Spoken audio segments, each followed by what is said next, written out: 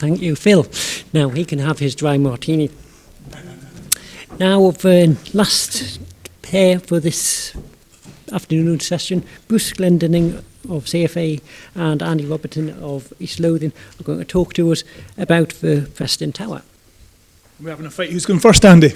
Very good afternoon, everyone. Lovely to be here. We're going to go from two talks that have looked at landscapes of archaeology to some archaeology of some very small holes. Now I'm just going to get used to this. So does this point me forward? Yeah, okay. So as I say, we're moving from the archaeology of landscapes to the archaeology of some very small holes in some work that we've been undertaking at Preston Tower and Preston Pans. As I say, I'm going to go first, Andy's going to go second. My talk will hopefully segue into Andy's quite neatly, and it will be golden, as they say. So the works covered here at the moment are Preston Tower. For those of you that don't know it, oh, hang on. Can we go back? Okay. Is that my pointer? Where's my pointer? Middle bit, I think. Middle bit? Yep, there we go. Cool. Sorry about that, folks. So Preston Pans, just outside Musselburgh. Preston Tower is here, just to the south of the High Street. The site itself is a 15th century tower house. It's got a 17th century upward extension when it was remodelled. There's a sort of purported to be 17th, 18th century ducat slightly to the north of it, and then it's all encompassed within what's thought to be a 17th century walled garden. The whole site's scheduled. The works we did were undertaken as part of the restoration and renovation and tidying up of the site. We were limited in what we did because the site is scheduled. So everything that we did do was limited by that, and it was aimed at the minimum intervention possible to achieve the works that were required. Some of you will have heard some of this from last year, and hopefully there'll be a bit more to add on to that and not bore you to death. But we did a little bit of evaluation, and then we did a watching brief. The watching brief was on works such as the installation of paths, contemplation area, seating, CCTV, lighting, and electrical conduits. So, you know, we did quite a lot, but as I say, they are small holes. So the first thing that we did was to ensure that any of the works that we were going to do didn't impact upon the archaeology was to dig an evaluation trench here along the eastern side of the tower, just to see if there was anything, you know, that was going to potentially be there, because there had been plans, or there were plans at that time, to put a stairwell in here to provide access. So we really needed to know if we were going to do any damage to start with. And what we found underneath the topsoil here, we found this thick layer of made ground running through here. It was full of stone chips, mortar chips, things like that. We don't think that this is old. It's likely to have been spread across the site as part of the kind of later recent landscaping of the site. It contained post-medieval pottery and other sort of reasonably recent artefacts, so we were fairly sure it wasn't of any great age. And indeed, when you look at some of the older photographs back at the start of the century, last century, you can see mounds of material here. You know, this is all rubble and crushed stone, likely removed from the tower itself when they've been cleaning it up and trying to stabilise it. And presumably that material we found is this material here being spread out around the base of the tower, rather than anything really nicely archaeological. But underneath the made ground, which is this deposit here, we did find this paving coming in here, nice flat stone paving, slightly decorative. You know, you can see it's describing a nice arc in here. We unfortunately, because of the limited nature of what we were doing, you know, we weren't really able to explore it in any great detail, so we didn't really find any dating artifacts from below it. But we do have, it does lie directly below that made ground deposit. So, you know, oh, sorry, flicked on too fast. I'll get the hang of this, don't worry. So, it could be reasonably recent. You know, it is directly underneath that made ground. It is quite well preserved. It doesn't appear to be very heavily eroded, but it could be, you know, part of the 17th century remodelling of the site. I'm open to any suggestions that anybody may have about that. As part of the early works, we were putting electrical conduits. At this point, this is the lower entrance to the tower. I think it was basically the basement dungeon, if you like, which was later used as the main access into the tower. And we found this cobbled surface here. You can probably see that we're just below the turf here. So this is not an old surface. This is probably, I'm going to guess, 20th century. The site was used as a market garden, and they did work quite close up to the base of the tower, so it simply would not have survived. And it simply would not have survived in that sort of state if it was of any great age. It was bedded into sort of an ashy deposit down here, and with no real great date. Subsequent to finding the cobbling, we undertook some work on foundations for the accessible stair that's going to go in to provide access into the tower on a sort of temporary basis. And Andy will come on to that in a bit more detail, I'm sure, in his talk. So we had to dig these 3 foundations, one of which obviously went through the cobbled surface. And you can see here, the cobbled surface, we've slightly excavated this area, but you can see the cobbled surface here. That's the electrical conduit going in there into the tower. And there's a wall runs out from the side of the tower, which was visible as a stub on the surface. The excavation's slightly extended the known extent of this. I think it was actually found by AOC in some works many, many moons ago when they first put in the lighting to the tower. But again, we've sort of found this sort of like stub wall. The cobbles run up to the wall here. I don't think the cobbles are contemporary with the wall. I think the wall's earlier, and we'll come back to that in a second, and I'll show you why. That's my thoughts on it. I think it's just been a nice point to run the cobbles up to. You can see here the more recent ashy deposit that the cobbles are built into, but below that, below this line here, you've got this deposit in here. That's got evidence of burning in it. You can probably see bits of charcoal and coal and things like that in here. And there was sort of evidence of burning in there. We think this deposit is probably at the same stratigraphic level as the made ground that covered the paving, which is actually just to the north of this trench. Unfortunately, because we were digging small holes, we weren't able to link the two up. So I can't say for definite whether they are stratigraphically the same horizon, but I'm fairly certain that they are, and that we're looking at spreading of material around the tower at some point in the reasonably recent past. So when we excavated through the cobbles for the foundation pit, you can see this wall. You'll have to believe me, it's a wall. You can see these stones here. An archaeologist says 3 stones in a line is a wall. And we've got 4, so it's definitely a wall, okay? Don't argue with me. The wall that was upstanding and jutting out from the tower is this, and we think that this is actually a return of the wall running past here. So are we looking at a small porch, maybe over that lower entrance, or maybe are we looking at some sort of support for the stair structure?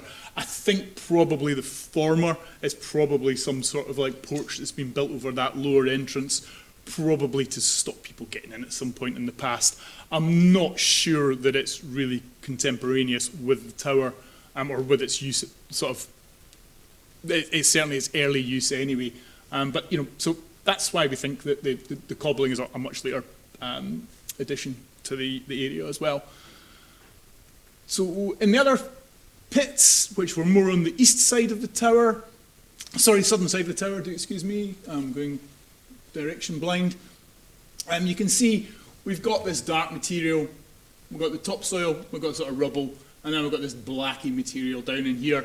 And in the other pit here, we've got sort of darker material in here, and a little bit of sort of burning red sort of sandstone. This material's mixed up. That's actually a bottle in there. Sam, who's in the audience, was telling me that that's actually a bottle on Friday when I was writing the talk. Thanks, Sam, for telling me that so late in the day. And we've got a metal bar in here. So what we've got is we've got a disturbed deposit, but it's possible that it's been partially derived from one of the burning events that were in the tower and then mixed up at a later date.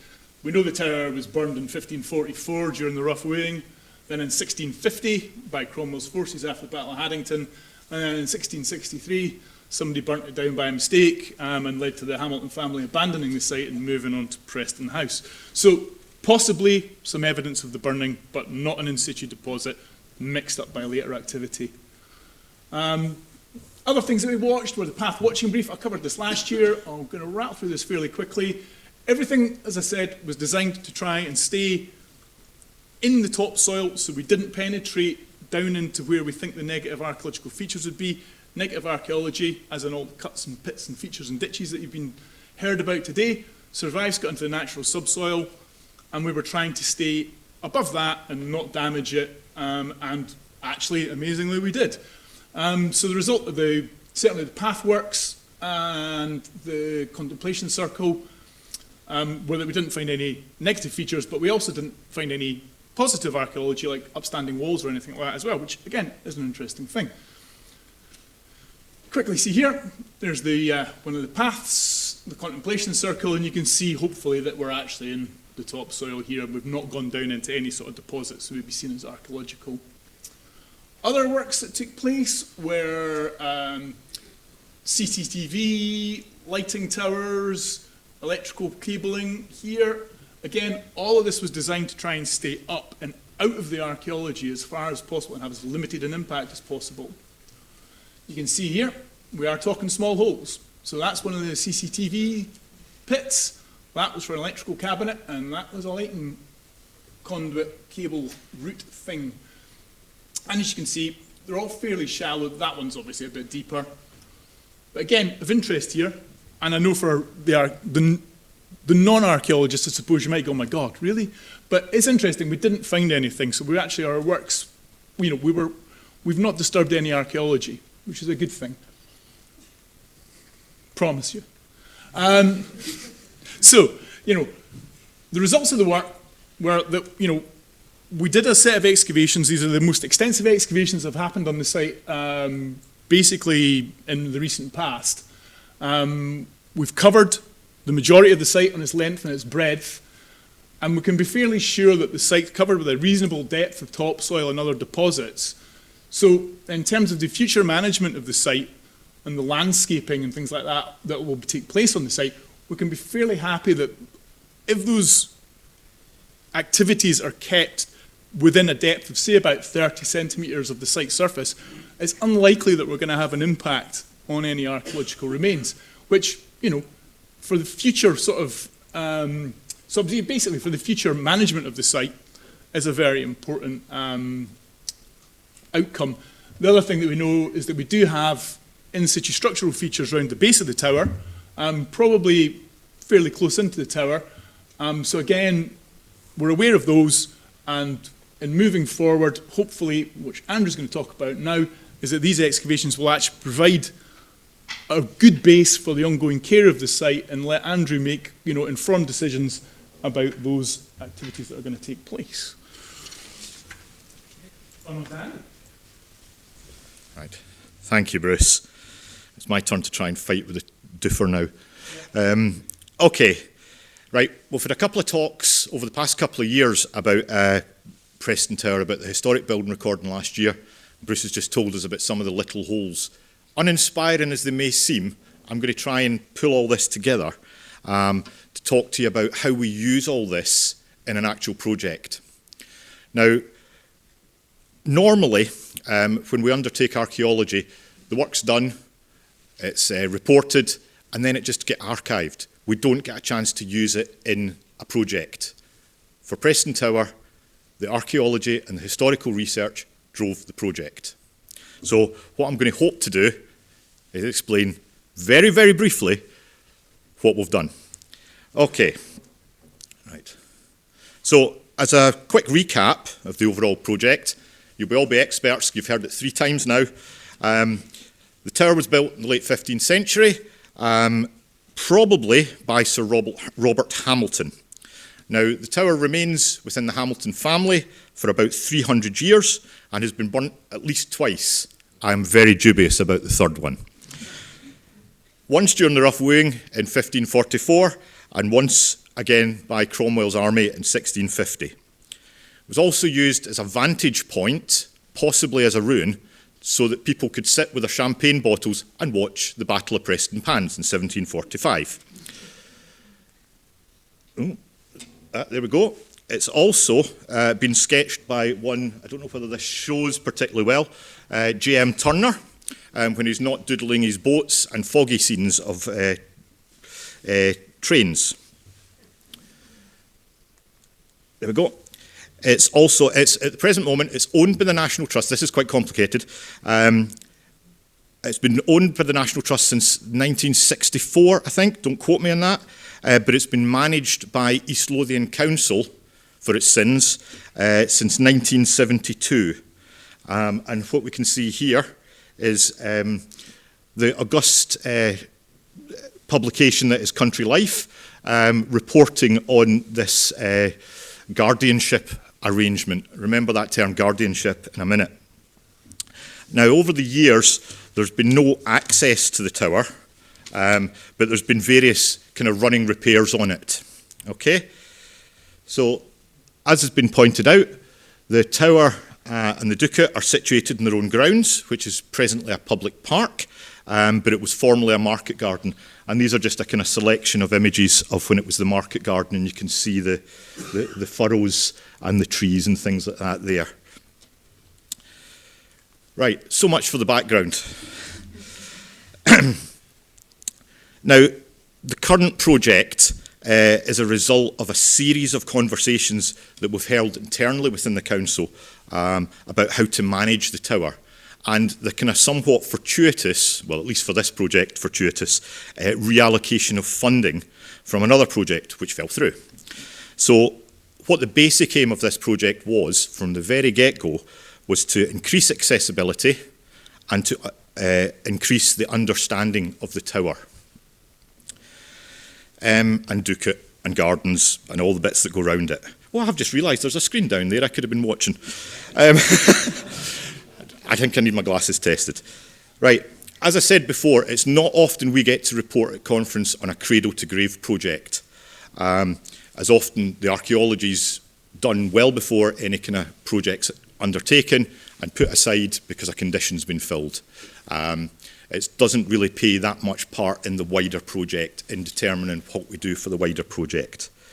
Now, again, Preston Tower, and I can't emphasise this enough, this is sort of unique in my experience at the moment, is that Preston Tower, the archaeology and the wider historic environment, was an integral part of the whole project and its development from the inception through to completion, through to us finishing it off and what it becomes next. Okay.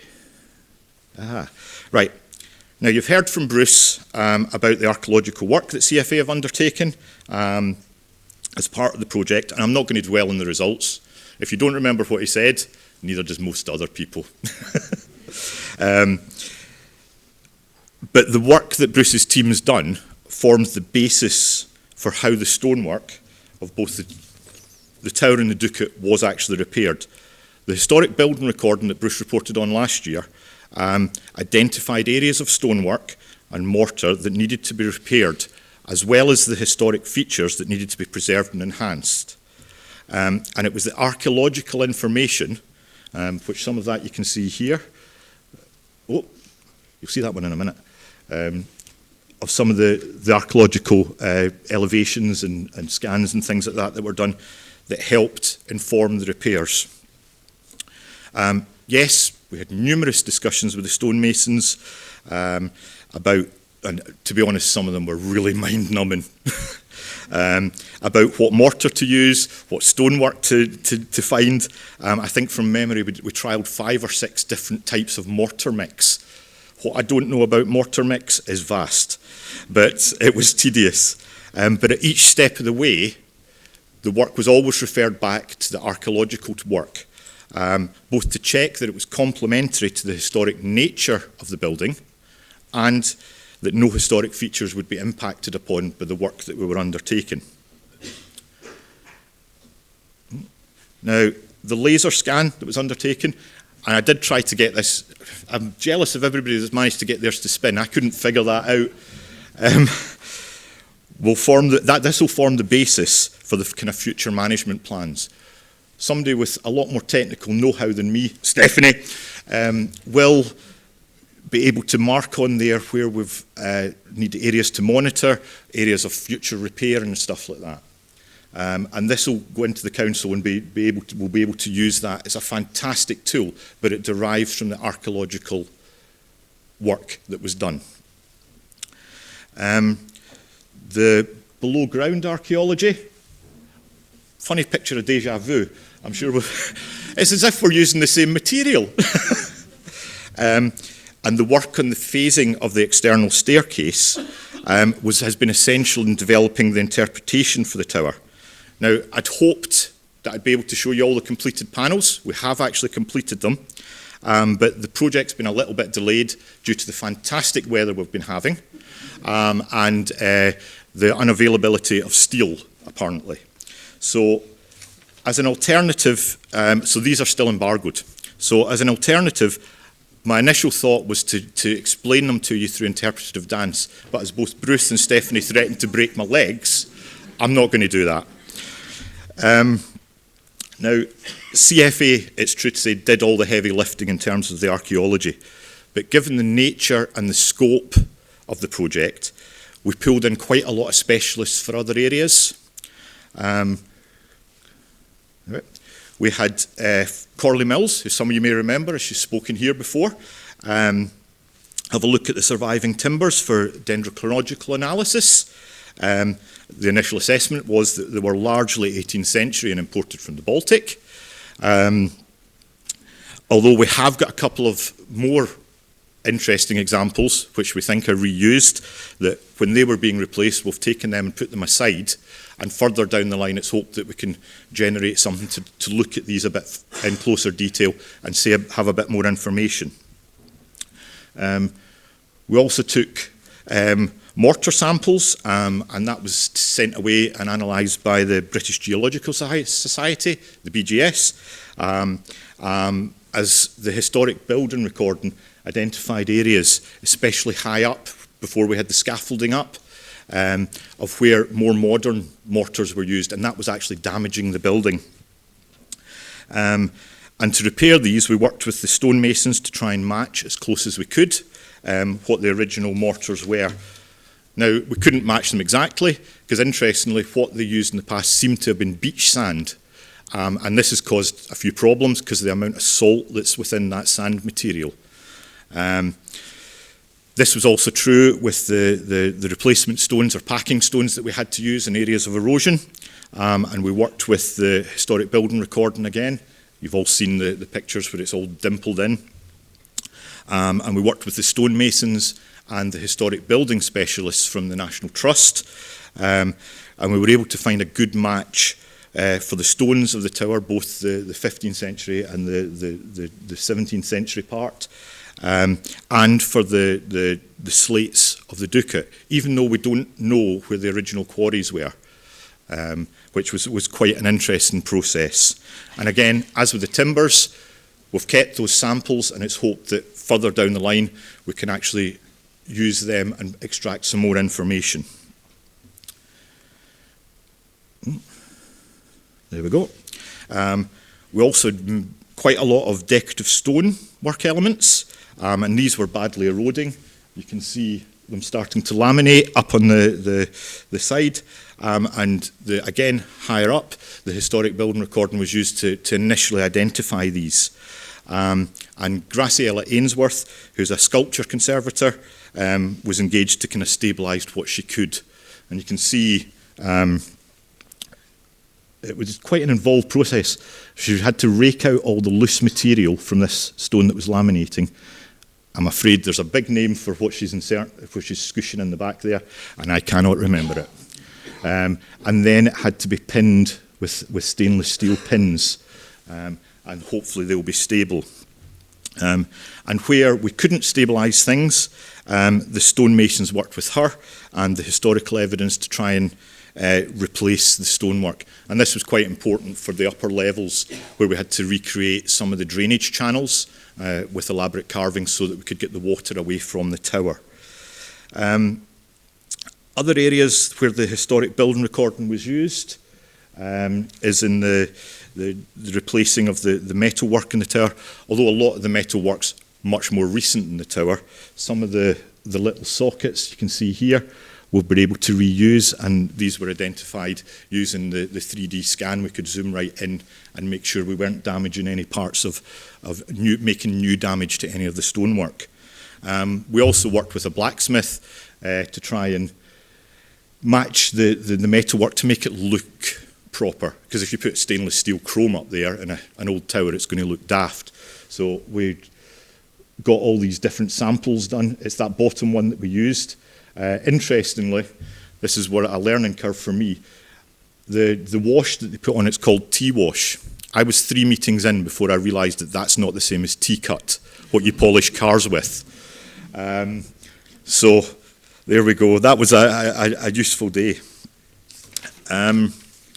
Now, to help, if we move on again, with the interpretation, a brief historical analysis was commissioned from Piers Dixon, who's here somewhere, and along with the work that CFA undertook, this formed the basis for all the interpretation that will be on the tower. Now, the interpretation's not just going to be the ubiquitous information boards. One of the things we've been working on with the interpretation consultants is to do a projection internally, which will show how we think the interiors of the tower may have changed and evolved over time, as well as various significant events that have happened in the area. Unfortunately, you're going to have to think of this as a teaser trailer, as I'm still embargoed from showing you this until the opening.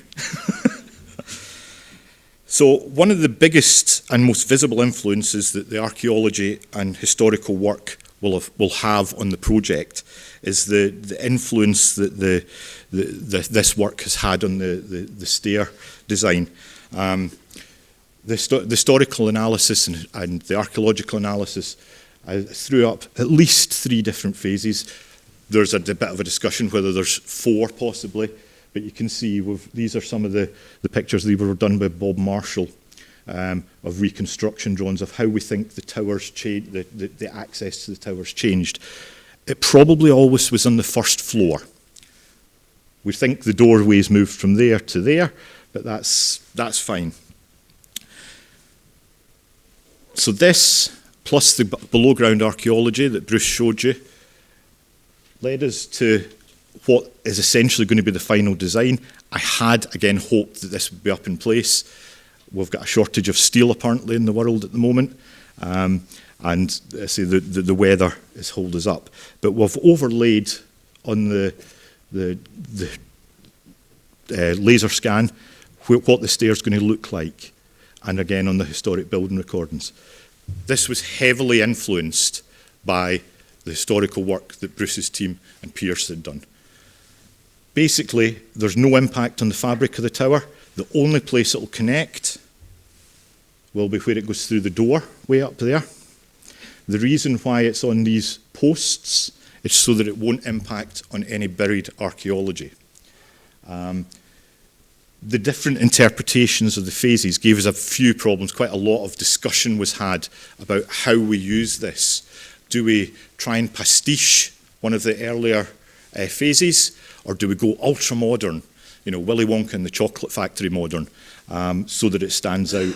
But this was the kind of final design. So it's a kind of nod to what the wraparound stair may have looked like inside that wee kind of covering.